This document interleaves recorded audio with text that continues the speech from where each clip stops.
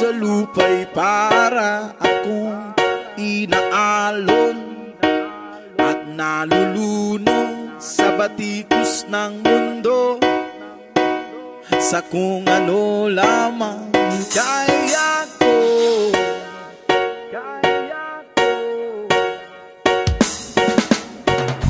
Pigang-piga na sa mga problemang di masolusyonan agad, parang wala nang bukas.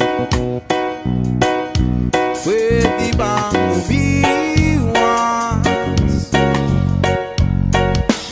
Hinahanap ang sarili ngunit di nakakayanin sa ligaw na dinadaanan ko. Saan na to patungo?